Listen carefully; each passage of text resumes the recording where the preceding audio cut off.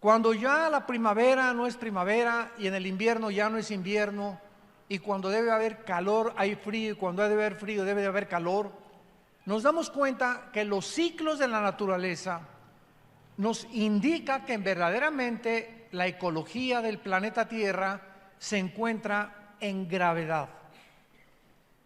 Y la Biblia nos da respuestas muy claras. Es este libro que tengo en mis manos, el primer libro en haber sido impreso en la imprenta de Gutenberg, el primer libro que se tradujo en la historia a más idiomas y a más dialectos que cualquier otro volumen de literatura en las millones de bibliotecas que están alrededor del mundo. El libro que contiene los registros más antiguos de genética, de química, de física, de antropología, de paleontología, de arqueología y de la disciplina académica que tú me quieras mencionar. No existen en los libros sagrados ni el Popo, ni el Tripitaka de Buda, ni los Vedas de los persas, el que tú me quieras mencionar, el Corán del Islam.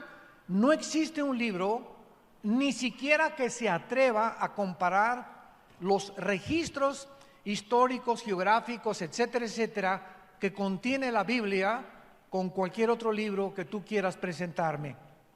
Ni tampoco hay ningún líder religioso, ni Mahoma, ni Buda, ni Mahatma Gandhi, ni Zoroastro, que se pueda comparar con la persona de Jesucristo, el Hijo de Dios, que es el tema de la Biblia, del Génesis al Apocalipsis.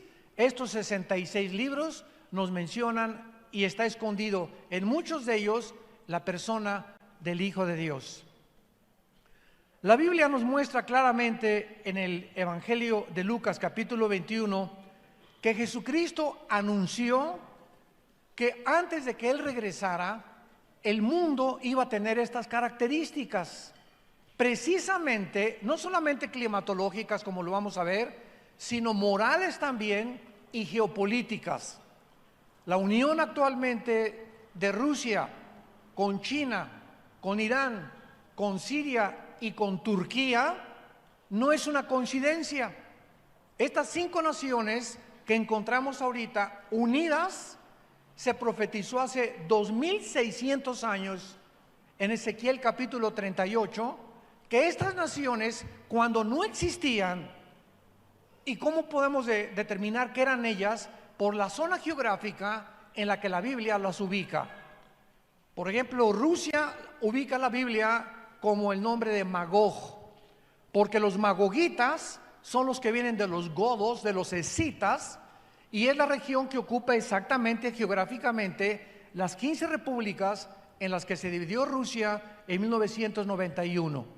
Y así podemos ver nosotros que en Génesis capítulo 10, los hijos de Noé, de ahí descendieron todas las naciones de los jafetitas, toda Europa, que son los anglosajones, de los camitas, todo el continente africano, y de los semitas o de Sem, el continente o todo el área del Asia Menor y del Medio Oriente.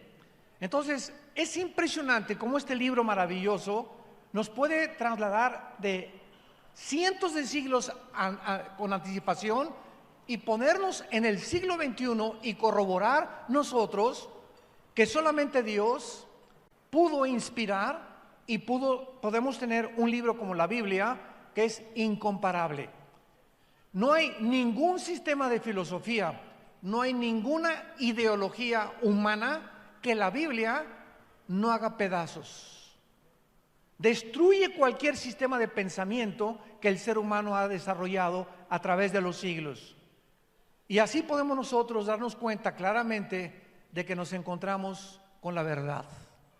La Biblia es el único libro también que describe verdades absolutas, porque todas las demás filosofías y ideologías que tú puedas leer son verdades relativas, inclusive de la misma ciencia.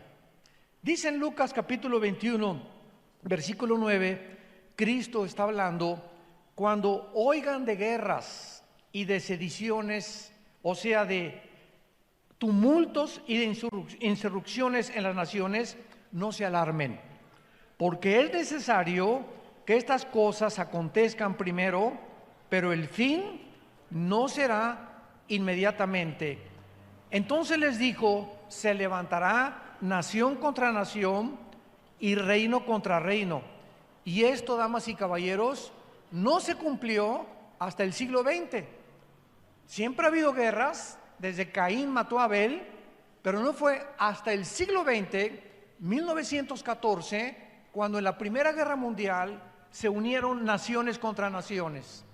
Y en 1939 se inicia la Segunda Guerra Mundial, involucrando a la mayor parte de las naciones en el mundo. Así que nos damos cuenta que el siglo XX fue el inicio de la tribulación, no de las 70 semanas de Daniel, sino el principio de los dolores del ser humano, con las dos primeras guerras mundiales. Después de la Segunda Guerra Mundial hubo más de 273 revoluciones y golpes de Estado. Y ahorita nos encontramos en el siglo XXI, que somos la primera generación de la historia con el suficiente poder nuclear para destruirnos en un minuto. Ya tenemos la amenaza en Corea del Norte, tenemos la amenaza armas nucleares en la India, tenemos la amenaza de Rusia tratando de ocupar el Medio Oriente, el movimiento de la primavera árabe que se levantó hace como 8 o 10 años en el Medio Oriente con ISIS para controlar con el Islam todo el Medio Oriente. Estados Unidos ahorita está en tensión ya con la Guerra Fría con Rusia, y estamos en un punto ahorita tan difícil donde creemos, ¿verdad?, la mayor parte de los que estudiamos las profecías bíblicas, que tal vez Venezuela se encuentre en medio del conflicto. Ahorita sabemos nosotros que se juntaron Europa, la Unión Europea, con Estados Unidos para apoyar a otro presidente en Venezuela contra otro dictador. Pero ¿qué es lo que impide ahorita que se acabe esa dictadura y que entre un nuevo gobierno? Una invasión armada militar. Y para que esto suceda, se enfrentarían dos potencias, Rusia y Estados Unidos.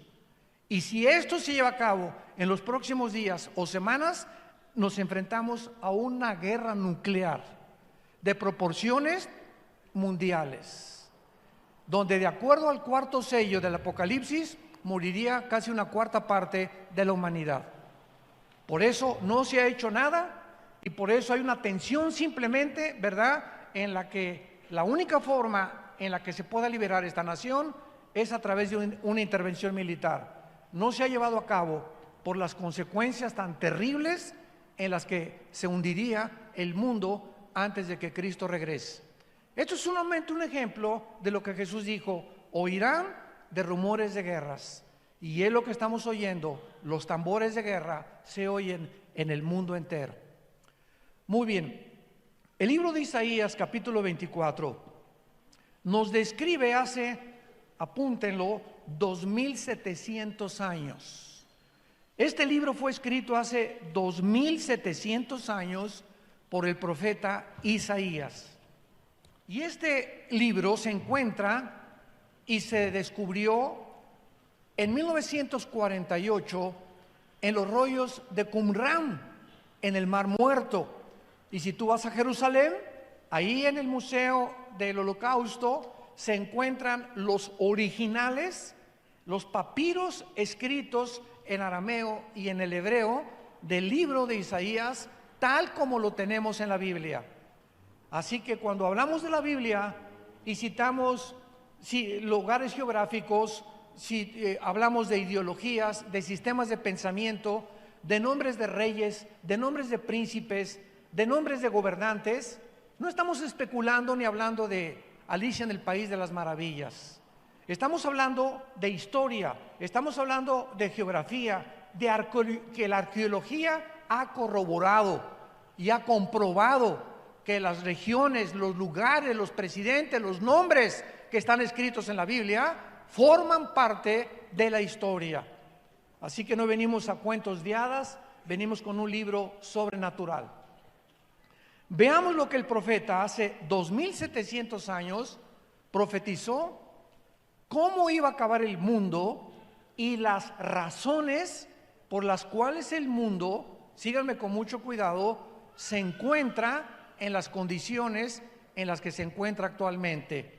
Dice así, así comienza este capítulo: He aquí Jehová vacía la tierra y la desnuda, trastorna su faz y hace esparcir a sus moradores.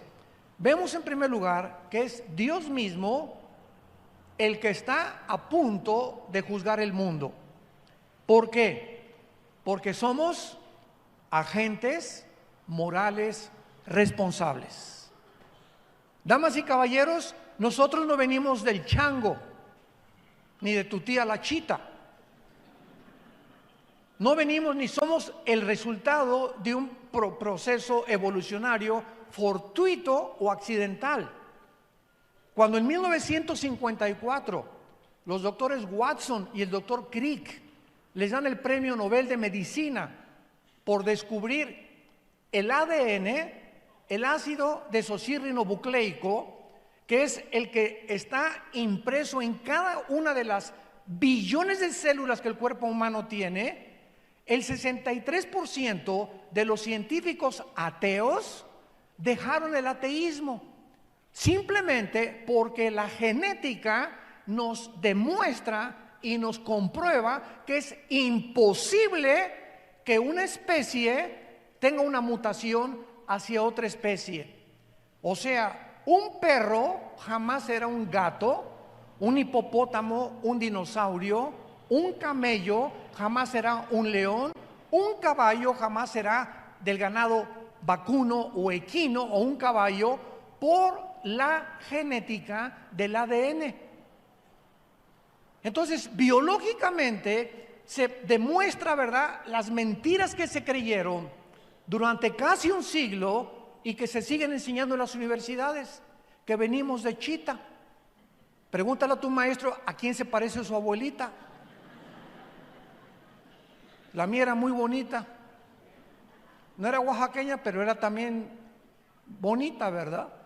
Entonces, es increíble que el ser humano haya creído tantas mentiras para que podamos nosotros concluir de una forma irracional, porque la segunda ley de la termodinámica también contradice la evolución y contradice que el universo haya sido hecho de repente como un accidente y que el universo era eterno, cosa que también ya completamente descartaron los libros de la astronomía. Entonces, la Biblia dice que tú y yo somos agentes morales, no somos animales. No venimos de los animales, somos hechos a la imagen y semejanza de Dios. Y como tales, tú y yo somos responsables de cada acción que hayamos cometido.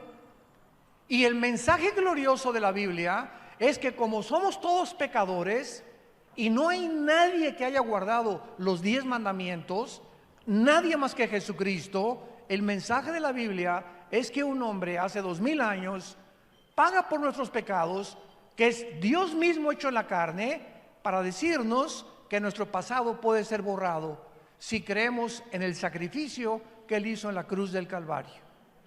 ¿Qué mensaje tan glorioso necesitamos los que estábamos lastimados de nuestra conciencia del pasado? Yo fui un muchacho comunista, abracé el comunismo a los 16 años de edad, me volví un rebelde contra la autoridad de mis padres, la autoridad del gobierno, nos persiguieron, etcétera, etcétera. Me puse a estudiar la dialéctica materialista, a Hegel, a Marx, etcétera, etcétera, porque creía que estas ideologías gubernamentales o filosofías era la solución para la repartición de la riqueza, para acabar con las injusticias. Y no hay ningún sistema, damas y caballeros, humano que acabe con la pobreza y que acabe con la prostitución, que acabe con los problemas inmorales. Simplemente vivimos en un mundo en descomposición. Y el mensaje es: vengan a la cruz aquellos que quieran ser salvados, porque el barco se está hundiendo. Muy bien, en el libro de los Hechos, capítulo 17, los apóstoles, cuando comenzaron a predicar la resurrección de Cristo, este fue el mensaje de los apóstoles en el primer siglo de la era cristiana. Dice el versículo 30, Dios, habiendo pasado por alto los tiempos de esta ignorancia, ahora manda a todos los hombres en todo lugar que se arrepientan. En esta mañana, Dios no te está sugiriendo, Dios te está ordenando que dejes el camino que tú llevas en esta mañana. O por lo menos muchos han entrado por esa puerta y se encontraban en un camino equivocado. Y Dios te ha traído a esta conferencia para que reflexiones y sepas que tú no puedes seguir en el adulterio. Tú no puedes seguir fornicando con tu novia y con tu novio. Tú no puedes seguir transando y defraudando a la gente. Tú no puedes seguir en un camino donde tarde o temprano las consecuencias las vas a recoger. Y la mayor parte de las veces son consecuencias muy amargas, desilusionantes, que pueden transformar tu identidad, tu familia y tu mismo trabajo. Dios manda ahora a que el ser humano se arrepienta de sus pecados. El arrepentimiento es ir caminando por un lado y el arrepentimiento es darte la vuelta en 180 grados y caminar en dirección contraria. Y nadie lo puede hacer si no tiene a Jesucristo en su corazón. Primero tienes que abrirle tu vida a Jesucristo para que Él te dé el poder de volverte en dirección contraria y te convenza de que realmente hay caminos que parecen derechos, pero su fin es camino de muerte. Esto nos habla claramente, ¿verdad?, de que ahora Dios manda a todo el mundo que se arrepienta, y dice el versículo 31, ¿por qué?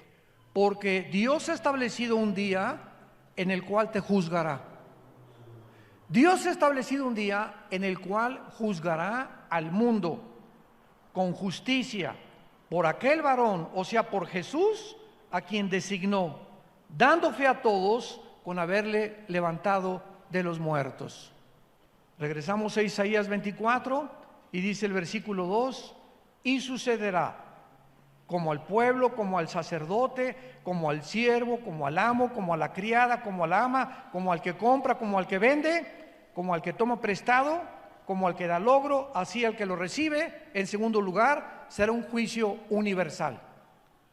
Indígenas, políticos, ricos, clase media, clase social, no va a haber distinción de personas, estarán delante de Dios.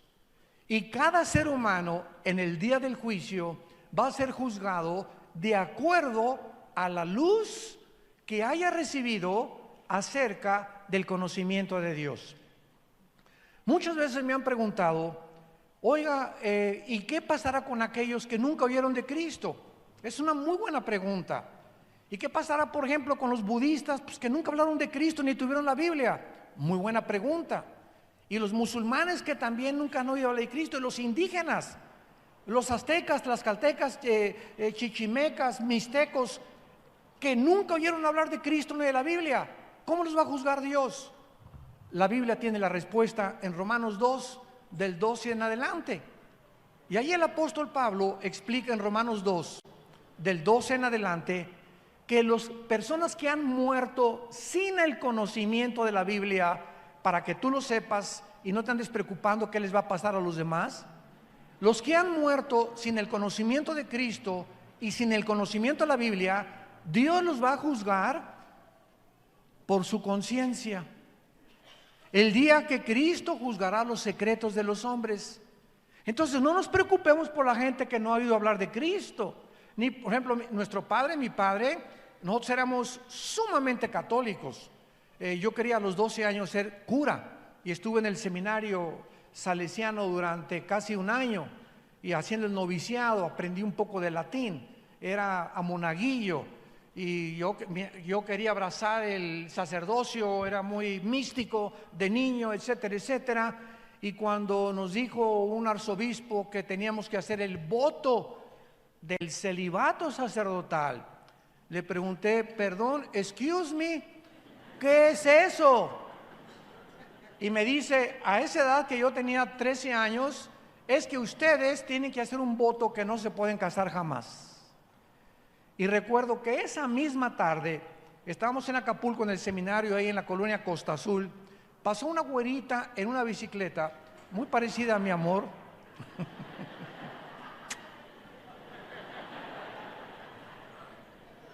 Y soñé con esa güerita. Y al otro día le hablé a mi papá a las 7:30 de la mañana. Le dije, papá, yo no puedo seguir aquí. ¿Por qué, mijito? Le dije, porque me gustan las mujeres. Y mi papá estaba feliz. Él no quería que yo abrazara esto, aunque era muy católico, pero él no quería, ¿verdad? Pues sabía muy bien, no me quería decir la verdad. Me recogió a las 8:15 de la mañana y me decepcioné muchísimo de la religión y por eso me hice ateo. Porque me di cuenta que eran puras mentiras, eran puras tonterías, etcétera, etcétera, y me fui al otro extremo en contra de la religión. Y cuando mi hermano a los 26 años de edad, después de padecer todo lo que padecí por mis ideas comunistas, viene y me dice, te vengo a ofrecer a un hombre que no es una religión, que se llama Jesús, y que no es católico, ni protestante, ni mormón, ni ninguna religión. Él es el Hijo de Dios. No te vengo a presentar una religión, sino a Jesucristo. Comencé a leer el Evangelio de Juan y cuando llegué a Juan 14, versículo 6, cuando Jesús dijo, yo soy el camino, la verdad y la vida, no dormí en toda esa noche porque me acordé de Buda. Antes de morir, Buda dijo, busquen la verdad. Nunca dijo que era la verdad.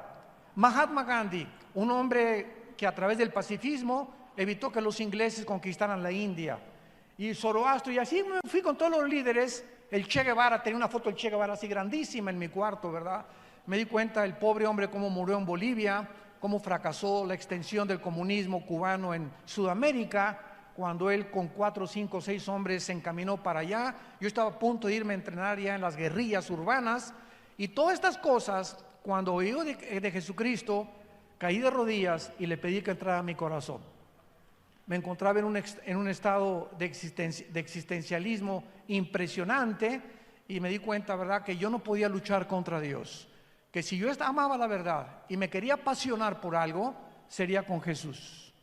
Y le prometí a Dios que yo quería ser un apasionado de la verdad, levantar este libro y dedicar mi vida, la corta vida que Dios nos ha dado, a decirle al mundo, Jesús vive, arrepiéntete de tus pecados.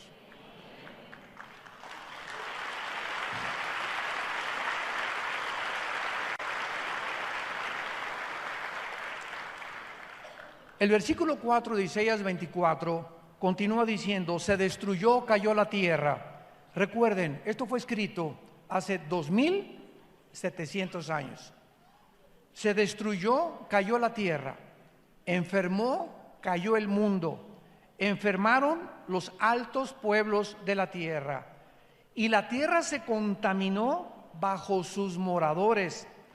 Porque vean las 3 razones del juicio de Dios contra este mundo. Número 1, traspasaron las leyes. 2, falsearon el derecho. Y 3, quebrantaron el pacto sempiterno. Por esta causa, la maldición consumió la tierra y sus moradores fueron asolados. Número 1, Dios, asumiendo que Él existe, es lógico que haya puesto leyes en el universo. Anoche platicaba con una persona aquí en la iglesia y al salir de la iglesia anoche vimos la luna, la vieron muchos ustedes, la luna entera, y siempre nos maravillamos de ver cómo un cuerpo como la luna celeste parezca flotar en el espacio sin que nada lo sostenga. Cuando Isaac Newton y Galileo Galilei antes comenzaron a descubrir las leyes de que no era el sol que giraba alrededor de la tierra, sino la tierra alrededor del sol, comenzaron a descubrir Isaac Newton, Blaise Pascal, han sido los científicos más grandes de los siglos pasados. Ellos eran cristianos, comenzaron a descubrir que el universo que nos rodea es un universo afinado. Para que me entiendan, un motor de un coche, una bujía que tenga mal, el cablecito de la batería que no esté conectado adecuadamente impide que tu carro se eche a andar. Un motor es un diseño mecánico de la ingeniería mecánica automotriz en el que todas sus partes tienen que trabajar en conjunto. La bomba de la gasolina con las bujías, con la batería, etcétera, etcétera. Y basta una de esas piezas que no funcione para que el motor deje de funcionar. Nuestro universo es como un motor impresionante donde las leyes de la gravitación, las leyes termonucleares, la primera y la segunda ley de la termodinámica, las leyes del electromagnetismo funcionan, y porque funcionan existe la ciencia. ¿Por qué existe la ciencia? Porque la ciencia se basa en la observación de los fenómenos. Y un científico tiene que ver, observar, tiene que tomar nota y tiene que comprobar después de que eso es constante para que sea científico. Y si no se puede corroborar ni observar, nada puede llamarse científico. Por eso la teoría de la evolución es teoría, porque no se ha observado en más de un siglo que Carlos Darwin la postuló en su libro El origen de las especies, que hay una mutación entre una especie y otra especie. Le llaman el eslabón perdido. Hay la macroevolución, pero no la microevolución. Entonces, un perro puede nacer sin cola o puede ser chihuahueño, grandanés, pastor alemán, etcétera, etcétera, pero son caninos. Los caballos son ponis, son percherones, caballos árabes, cuarto de milla, pero son equinos. Hay vacas y hay toros cebú, toros de lidia, etcétera, pero pertenecen al ganado vacuno. Son especies que se reproducen y tienen cambios entre ellos, chiquitos, grandes, pero pertenecen a esa especie. Pero no se ha corroborado la mutación de una especie a otra especie. Señores maestros de la universidad que nos acompañan. Y esta es la razón por la cual es una teoría que es irracional contra las leyes de la biología y de la física de los últimos descubrimientos. Entonces vemos claramente, ¿verdad?, que Dios puso leyes morales. Y dice la Biblia, en primer lugar, falsearon, traspasaron las leyes. Dios ha puesto una frontera o una barrera moral porque somos agentes morales. Y así como hay leyes cósmicas, la Biblia nos da las leyes de ética, de conducta y de moral de Dios. Y cuando tú traspasas esas leyes que Dios ha puesto para que no nos crucemos al otro lado, ¿cómo se llama? Cuando te pasas en la calle la luz roja. Se llama transgresión. Has transgredido las leyes de tránsito de la ciudad de Oaxaca. Y si te veo en la policía, te dan un ticket inmediatamente, porque estás yendo más allá de lo que las leyes te permiten no ir. Entonces Dios ha puesto leyes morales y una de las leyes es precisamente el matrimonio. Y Dios dice, cuando tú te cases, no traspases las leyes. El sexo se usa nada más dentro del matrimonio. No le hagas caso al sexólogo, ni a la doctora Corazón, ni al psiquiatra, ni al psicólogo que no son cristianos, porque la única autoridad sobre el sexo, cómo debe ser usado, es Dios. Él es el que nos los dio como un derecho, como un regalo maravilloso, precioso, lindo, etcétera, etcétera, dentro del matrimonio. Y cuando traspasamos las leyes y comenzamos a usarlo fuera de las formas en las que Dios lo estableció, nos volvemos culpables delante de Dios. La Biblia le llama el pecado de la fornicación. Y dentro de la fornicación es sexo antes de casarte, bestialismo, sexo con animales, dentro del matrimonio, adulterio con una persona que no es tu esposo o tu esposa, hombre con hombre, mujer con mujer. Y hay una depravación actualmente en el mundo donde Dios dice ya, estoy hasta acá. Basta. Si la humanidad sigue como está ahorita, se van ellos mismos a autodestruir. Hemos falseado el derecho. Pero además de ese derecho, hay derechos civiles. Señores abogados que nos visitan, antes de Atenas y antes de Roma, les quiero comunicar, si no lo sabían, que los atenienses y los romanos no inventaron el derecho. Las leyes y los principios del derecho y de las leyes para gobernarnos civilmente vienen de este libro de la Biblia. Escuchen, por ejemplo, en el libro de Deuteronomio, en el Antiguo Testamento, capítulo 1, lo que Dios le dijo a Moisés, cómo gobernar, y que lo escuchen ahorita los agentes del Ministerio Público, los senadores que nos están escuchando, los gobernantes, los presidentes, los diputados, los presidentes municipales y todos aquellos hombres y mujeres que se encuentran ejerciendo el derecho civil a favor de los pueblos. Miren lo que la Biblia dice, Deuteronomio capítulo 1, versículo 16 en adelante. Dios le dice a Moisés, número 1, no hagan distinción de personas en el juicio. Así al pequeño como al grande van a oír. No tengan temor de ninguno, porque el juicio es de Dios. Y la causa que os fuere difícil, la traerán a mí y yo la oiré. Desde entonces, desde este libro, el símbolo de la abogacía es una mujer con los ojos vendados. Todos ustedes que son abogados lo saben, con una espada y con una balanza. ¿Qué representa esta mujer? Representa en primer lugar que los que van a ejercer el juicio se venden los ojos y no vean si es rico o si es pobre al que se le está juzgando. Porque si tú juzgas porque la persona tiene dinero y la persona no tiene dinero, has violado y has falseado el derecho. Y eso Dios lo castiga severamente.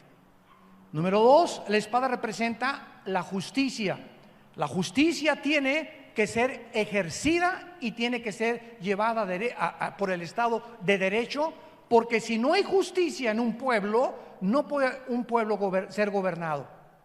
Cuando hay personas que bloquean las carreteras o las autopistas y el gobierno no hace nada, ese gobierno ya no está gobernando, afectando a terceras personas. El gobierno tiene que usar, desgraciadamente, el uso de la fuerza y de la violencia para ejercer el Estado de Derecho cuando es necesario.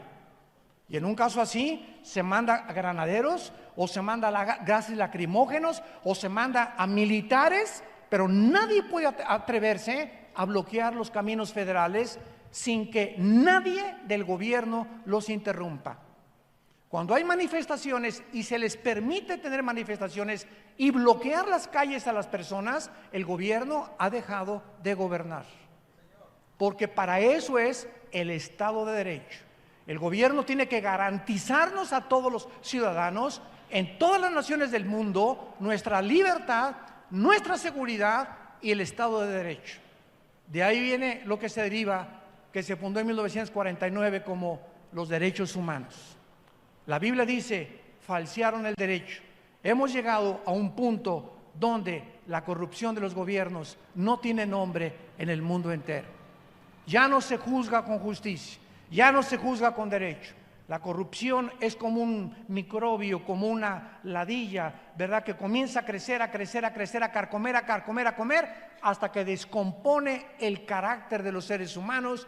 Y claro que nosotros como pueblo llegamos a un punto, ¿verdad?, donde decimos, basta, queremos justicia, queremos equidad, queremos libertad.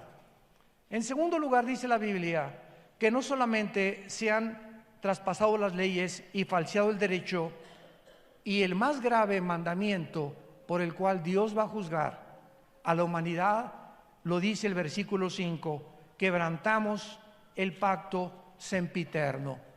Damas y caballeros, ¿saben ustedes cuál es, santos de Dios, el pacto sempiterno?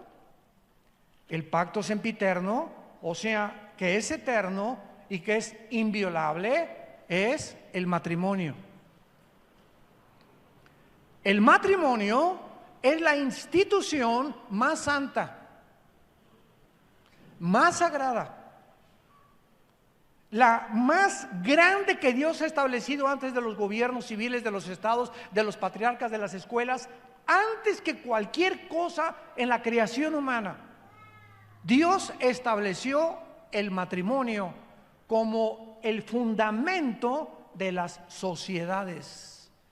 Y cuando los matrimonios que forman las familias, porque un matrimonio es entre un hombre y entre una mujer, varón y hembra, y genéticamente la mujer tiene los cromosomas XX y el hombre tiene, nosotros, XY. Tú eres varón y yo soy varón porque cuando mi padre y mi madre tuvieron relaciones, el cromosoma Y de mi papá fertilizó el óvulo de mi mamá y nacimos macho camacho. Tú eres mujer porque llevas 2 cromosomas que los hombres no llevamos. Vean el libro de Malaquías, capítulo 2. Es el último libro de la Biblia para que no se vayan a Apocalipsis. Dice Malaquías capítulo 2, versículo 13 en adelante: ¿por qué es tan grave violar? ¿Por qué es tan grave? Más que cualquier otro pecado, el pacto del matrimonio. Veamos por qué. Le dice Dios a los líderes de Israel: esta vez harán cubrir el altar de lágrimas, de llanto y de clamor. No miraré más a la ofrenda para aceptarla con gusto de vuestra mano. Y me dirán ¿por qué? Noten ustedes, antes de continuar, que los líderes de Israel habían llegado a una insensibilidad en la que ya no estaban conscientes que lo que estaban haciendo era mal. Y cuando una persona a lo bueno le llama malo y a lo malo le llama bueno, en Romanos capítulo 1 el apóstol Pablo le llama que han quebrantado completamente el derecho y se les llama mente reprobada. Dios los entrega a una mente reprobada si una persona insiste en ser algo que no es. Dios te deja. Pues yo quiero nada más hacerme rico. Ok, no me hagas caso y entonces vete por el dinero. Y el día que tengas tú el dinero que es por el cual estás viviendo, te vas a enfrentar con la maldición que se te va a convertir en maldición el dinero que tú querías tener. Pues yo quiero tener otras amantes porque tengo dinero. Ok, Dios nos da la libertad, tenemos el libre albedrío. Pero en ese momento, cuando tú insistes o cuando un ser humano insiste en decirle a Dios: déjame vivir solo, yo soy Dios, yo hago mis mandamientos, yo puedo decidir entre qué es bueno y qué es malo. Dios te dice: te dejo. Y es el peor juicio de Dios cuando Dios nos abandona y nos permite hacer cosas que ni los animales pueden hacer. Y estos líderes de Israel llegaron a ese punto, pero querían ir a la iglesia, querían ser religiosos, y Dios les dice: van a llorar. Y le dicen: ¿pero por qué? Ya no sabían entre el bien y entre el mal. ¿Por qué? Y Dios les dice: ¿por qué? Porque Jehová ha atestiguado entre ti y la mujer de tu juventud, contra la cual has sido desleal, siendo ella tu compañera y la mujer de tu pacto. ¿Por qué? Porque ustedes le han sido desleales a su esposo, a la madre de tus hijos, a la mujer que yo te di como compañera para formar una familia. Y la familia, dice Dios, es el tesoro más grande que yo le puedo dar a un ser humano. Porque bendición de Jehová, Salmo 127, son nuestros hijos. Y ahorita muchos de ustedes pueden tener a sus hijos en drogas o en borrachera, lo que sea. Si tú eres cristiano, persevera y sé paciente. Nuestros hijos son benditos porque están sellados con la sangre del Hijo de Dios. Nadie nos los podrá quitar. Nadie.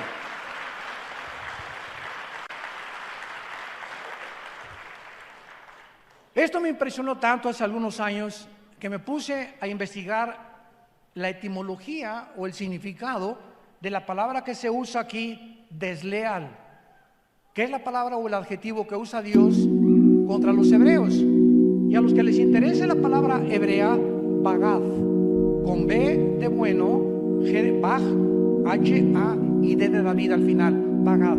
Escuchen lo que significa en el hebreo ser desleal: actuar encubiertamente, ser hipócrita, fraudulentamente, secretamente, tapar algo, engañar a tu pareja. Es cuando tú volteas a tu esposa y le dices, te amo. Y tú sabes que, mira, aquí está tu te amo. Los cuernos los traes ahí escondidos atrás. Estás actuando deslealmente, hipócritamente, porque tienes un amante. Porque tienes un amante hombre o una amante mujer. Y eso Dios lo ve. Delante de Jehová están los caminos del hombre, Proverbios capítulo 6, y Él te hará pagar todas tus veredas. Tus pecados, dice la Biblia, te alcanzarán tarde o temprano. Y el problema es que estos pecados siempre nos alcanzan en el área de la psique, de la mente. El pecado distorsiona la visión de Dios, el pecado bloquea al Espíritu Santo, el pecado nos impide, nos perdemos la brújula, perdemos el rumbo, hasta que llegamos al punto que creemos que estamos bien. Y ese es el último punto donde lo que tú haces crees que está bien. Una canita al aire, dicen muchos. Ay, pues todo el mundo lo hace. Te comienzas a desensibilizar y actuar de una manera completamente irracional. Y siempre sabemos que cuando confesamos nuestros pecados, Dios es fiel y justo para perdonarnos y limpiarnos de toda maldad, porque la sangre de Cristo nos limpia de todos nuestros pecados. Y finalmente, vean ustedes la terminación de este capítulo tan tremendo, en que va a acabar el mundo, porque hace algunos años le pregunté yo a Dios, ¿a dónde tiene que llegar el mundo para que sea el colmo como Sodoma y Gomorra? Sodoma y Gomorra y las ciudades vecinas, Génesis capítulo 19, llegaron a un punto donde dice que desde los más pequeños hasta los de la tercera edad practicaban la homosexualidad. Y esto Dios tenía que destruirlo para la preservación y la continuidad de las sociedades. Es el principio de un jitomate podrido con 99 jitomates podridos, que tienes que sacarlo podrido para que los demás puedan comerse o ser comestibles. Entonces, cuando Dios ve que en una sociedad hay demasiada infección, es un acto de misericordia que Dios haya destruido a Sodoma y Gomorra con fuego y con azufre. Entonces yo le pregunté a Dios, ¿será que el mundo tiene que llegar otra vez a este punto de ebullición donde, como en un hoy express, estamos ya a punto de reventar las sociedades del mundo y el basurero en que estamos viviendo? Y dice finalmente la Biblia en el versículo 19 del capítulo 24 de Isaías, será quebrantada la tierra, enteramente desmenuzada, será conmovida, temblará como un ebrio la tierra, removida como una choza, se agravará sobre ella su pecado y caerá, y nunca más se levantará. En aquel día Dios castigará al ejército de los cielos en lo alto, y a los reyes de la tierra sobre la tierra. Serán amontonados como se amontonan a los encarcelados, y en prisión quedarán encerrados y serán castigados después de muchos días. La luna se avergonzará y el sol se confundirá, cuando Jehová de los ejércitos reine en el monte de Sión y en Jerusalén, y delante de sus ancianos sea glorioso. Todos nosotros que hemos sido cambiados por el poder de Dios mediante la cruz, estamos esperando nuevos cielos y nueva tierra. Todo esto va a desaparecer. Ahora que cayó la famosa catedral de Notre Dame en París, impresionante que en 3 días se juntaron más de 17 millones de euros, y con los niños pobres en más de 10 años no se ha juntado ni un solo millón. Por una mugrosa catedral.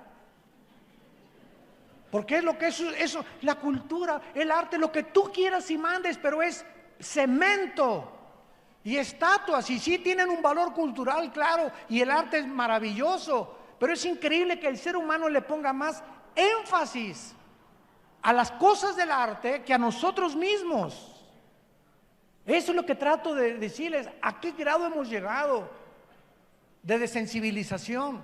En 2 días, 17 millones de dólares para levantar esta catedral, que cuando venga el Señor se va a acabar todos los edificios y todas las estatuas y todas las construcciones que nosotros hemos hecho.